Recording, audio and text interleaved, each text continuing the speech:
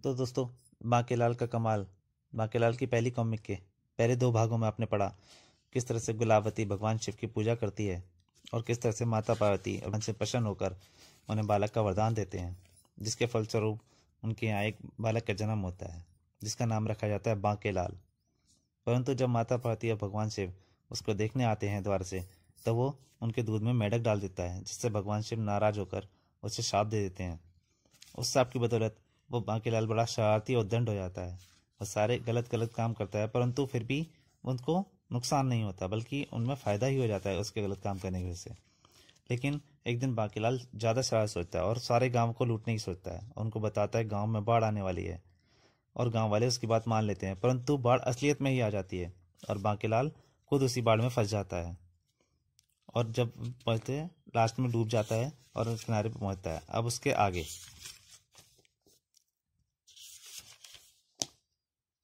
नहीं, ये दोनों अभी जिंदा हैं, देख नहीं रहे इनकी सांसें चल रही हैं।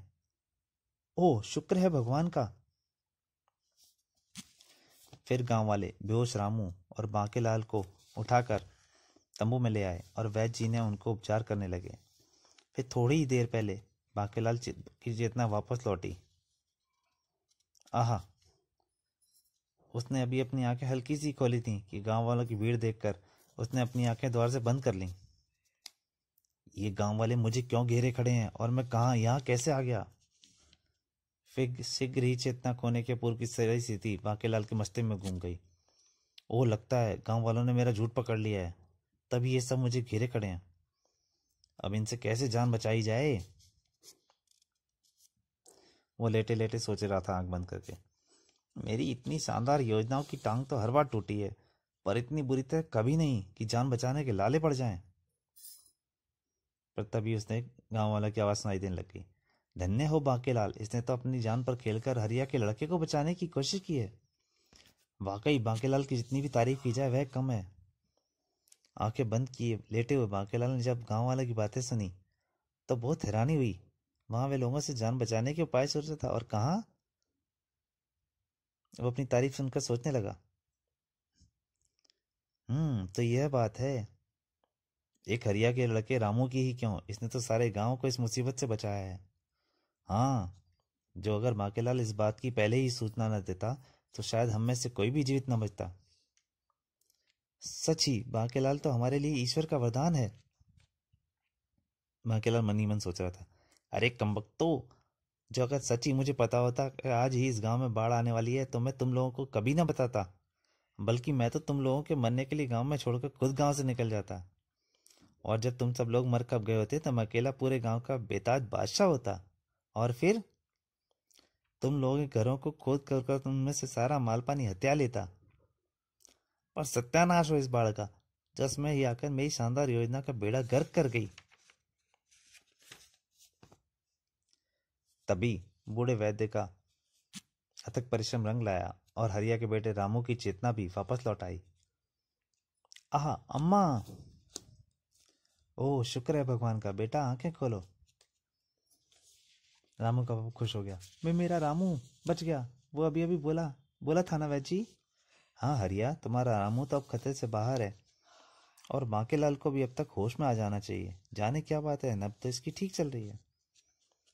जब बांकेलाल के मन में छिपा भय खत्म हुआ तो उसने भी करारते हुए आंखें खोली। आहा, मैं कहाँ हूँ और हरिया का लड़का रामू कहाँ है? तुम अब सुरक्षित हो बांकेलाल, और हरिया का लड़का रामू भी सकुशल है। हे ईश्वर, तू बड़ा दयालु है। बांकेलाल के होश में आते ही गांव के लोग प्रसन्न हो गए। भाई, बांकेलाल जैसा नेक पुरुष के ऊपर ईश्वर की विशेष कृपा होती है। ईश्वर देवता स्वरूप बांकेलाल जी को लंबी उम्र दें। एक सप्ताह के बाद में बाढ़ का सारा पानी निकल गया तो सब लोग गांव में पहुंचे। टूटे फूटे मकानों की मरम्मत करने के बाद जब रामपुर गांव का जनजीवन कुछ हद तक सुधरा तो गांव वालों ने मिलकर चौपाल पर एक सभा आयोजित की। बांकेलाल, आज तुम्हारे ही कारण हम सब लोग सलामत हैं। तुमने अपनी जान पर खेलकर रामू को बचाया। बांकेलाल भैया, हम तुम्हारे इस पुण्य भरे कार्य की जितनी भी तारीफ करें कम है, और हम गांव के सब लोगों की तरफ से आपको ये आभूषण भेंट करते हैं। ये आप लोग ले लो बेटा, यह तो सप्रेम भेंट है। बांकेलाल ने भेंट ले ली और मनी मन सोचने लगा, सत्यानाश हो इस बाढ़ का, वरना मैं इतनी थोड़ी सी नहीं पूरे गांव की दौलत का अकेला मालिक होता। परंतु उसने सामने आराम से प्यार से बोला, ठीक है, आप लोग इतना कहते हैं तो मैं भला कैसे इनकार कर सकता हूँ। और सारे रामपुर वासी बांकेलाल के मन में उठ रहे असल विचारों से अनभिज्ञ उसे प्रशंसात्मक दृष्टि से देख रहे थे। वाकई में देवता स्वरूप इंसान है बांके, वाह क्या विचार है बांकेलाल के। इधर विशालगढ़ के राजा विक्रम सिंह का दरबार लगा हुआ था। इसी दरबार में तरह तरह की चर्चाओं के बीच महाराजा विक्रम सिंह बांकेलाल के एक दो कारनामे सुनकर इतना प्रभावित हुआ कि मंत्री धर्म सिंह, आप फौरन सैनिकों के साथ रामपुर गांव जाकर बांकेलाल को ससम्मान राज अतिथि के रूप में लेवा लाकर लाएं। जो आ गया महाराज।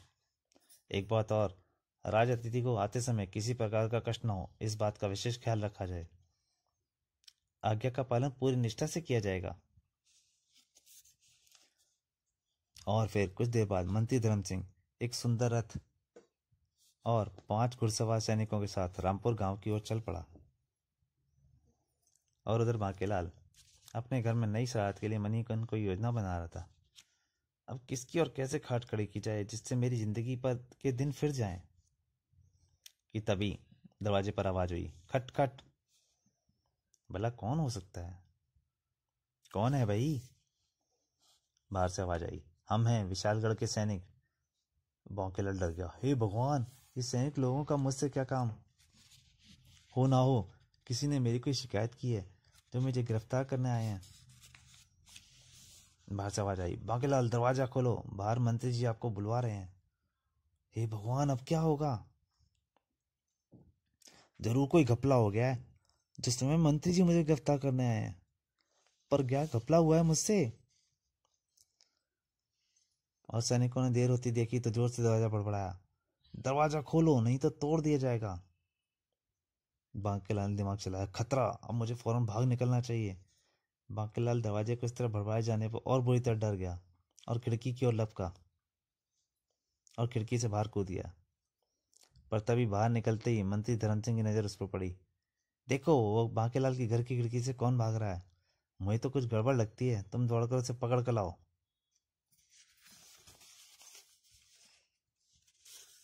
फिर शीघ्र सैनिकों ने बांकेलाल को पकड़ लिया। कौन हो तुम? अब भाग क्यों रहे थे? जी, मेरा नाम बांकेलाल है। और क्या क्या? मंत्री के संकेत पर सैनिकों ने बांकेलाल को तुरंत छोड़ दिया। बांकेलाल जी, हम आप जी को साथ लेने आए हैं। पर मेरा क्या कसूर? मंत्री धर्म सिंह मुस्कुराकर बोले, आपको किसी अपराध के लिए नहीं बल्कि सम्मानित करने के लिए महाराज ने बुलवाया है। डरे हुए बांकेलाल को मंत्री के शब्द व्यंग्यात्मक प्रतीत हुए। महाराज मुझे क्यों बोला सम्मानित करने लगे? अवश्य ही मेरे अनगिनत अपराधों में से किसी एक का भंडाफोड़ हुआ है जो ये यमदूत मेरे पीछे पड़े हैं। क्या सोचने लगे? चलिए जल्दी कीजिए। पर मैं तो आपके साथ नहीं जाऊंगा, मेरी तबीयत ठीक नहीं है। मंत्री धर्म सिंह अच्छे वाले बांकेलाल को बहाने बनाते देख क्रोधित हो उठा।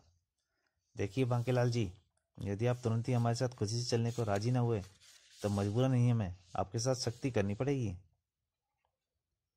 अब बांकेलाल समझ गया उनकी बात मानने में ही उसकी सलामती है। ठीक है हजूर, जैसी आपकी इच्छा। फिर महामंत्री उसे 4 घोड़ों वाले सुंदर रथ पर बिठाकर चल पड़ा। और जब मंत्री धर्म सिंह बांकेलाल को लेकर विशालगढ़ के राजमहल में पहुंचा तो रात हो चुकी थी। अतः बांकेलाल को राजा के विशेष कक्ष में ले जाया गया। आइए बांकेलाल जी, आपका स्वागत है। हमने आपकी बहुत तारीफें सुनी हैं। जी, यह तो आपकी महानता है जो इस नाचीज की किसी काबिल समझते हैं।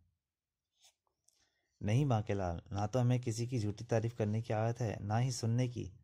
हाँ, हमने तुम्हारे लोक कल्याण के कई कारनामे सुने और सुना है तुमने पूरा गांव डूबने से बचाया है। तो यह बात है, मैं तो बेकार ही डर गया था। मंत्री जी, आप तुरंत बांकेलाल के जलपान का प्रबंध कराएं। जो आ गया महाराज। आहा, शाही दावत, मजा आ जाएगा। धर्म सिंह कमरे के बाहर चला गया। हाँ तो बांकेलाल जी, अब बताएं, आपको यहाँ तक आने में किसी प्रकार की तकलीफ तो नहीं हुई? जी, कोई खास तो नहीं, बांकेलाल ने धीरे से कहा। परंतु उससे महाराज गुस्सा हो गए। क्या मतलब? देखो बांकेलाल, मैंने मंत्री धर्म सिंह को विशेष कर यह निर्देश दिया था कि वह तुमको सम्मान सहित हमारे पास लेकर आए और इस बात का विशेष ख्याल रखें कि तुमको रास्ते में कोई तकलीफ ना हो। और तुम शायद नहीं जानते, हम राज आज्ञा का उल्लंघन करने वाले को, किसी राजकर्मचारी या अधिकारी को फौरन राजपद से हटा देते हैं। बांकेलाल चौंक गया। क्या? राजा विक्रम की बात सुनकर बांकेलाल चौंक पड़ा और तभी उसकी उल्टी खोपड़ी में एक नई शरारत ने जन्म लिया। यदि मैं महाराज से कह दूं क्या यह हालात के समय उसके राजमंत्री ने मेरे साथ बुरा सलूक किया, तो महाराज उसे तुरंत ही मंत्री पद से हटा देंगे और उसकी जगह जो नया मंत्री बनेगा वह मुझसे निश होगा, क्योंकि वह अपने मंत्री बनने का कारण मुझे मानेगा और हो सकता है मुझसे खुश होकर कुछ इनाम इकराम वगैरह भी मुझे दे दे। तो दोस्तों, क्या बांकेलाल की इस रात के कारण मंत्री धर्म सिंह को अपना पद छोड़ना पड़ेगा या फिर भगवान शिव के वरदान के कारण उसे बहुत ज्यादा लाभ होगा? जानने के लिए पढ़ें इस कॉमिक का दूसरा भाग, कर बुला हो भला। धन्यवाद।